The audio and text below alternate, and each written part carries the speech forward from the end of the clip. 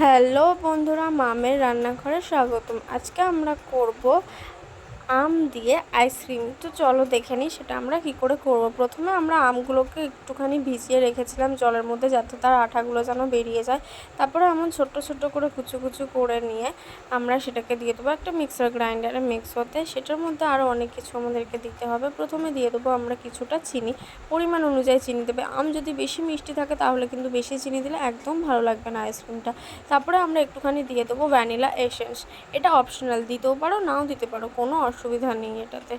তারপরে আমরা দিয়ে দেবো সেটার মধ্যে একটুখানি পরিমাণ অনুযায়ী দুধ, যাতে জিনিসটা এরকম যেন থকথকে হয়ে ওঠে। দেখতে পাচ্ছ খুব সুন্দরভাবে আমাদের জিনিসটা গোলা হয়ে গেছে। তারপরে আমরা এরকম ছোট্ট একটা কাপের মধ্যে সেই ব্যাটারটাকে ঢেলে দেবো। খুব ভালোভাবে সেটাকে ঢালতে হবে। তারপরে ওপর থেকে আমরা কিছু ড্রাই ফ্রুটস দিয়ে আবারও আমরা সেই ব্যাটারটাকে দেবো, যাতে আরেকটুখানি ভালো হয় পুরো জিনিসটা। তাই জন্য এরকম গরমে এরকম যদি আইসক্রিম পাওয়া যায় তাহলে তো কোনো কথাই হয় না। উপর থেকে আবারও আমরা কিছুটা ড্রাই ফ্রুটস দিয়ে দেবো। এটাও অপশনাল, দিতেও পারো নাও দিতে পারো, আমাদের ভালো লেগেছিলো তাই আমরা দিয়েছিলাম। তারপর এটাকে আমরা 6 ঘন্টা ফ্রিজে রেখে এই দেখো কত সুন্দর জিনিসটা জমে গেছে।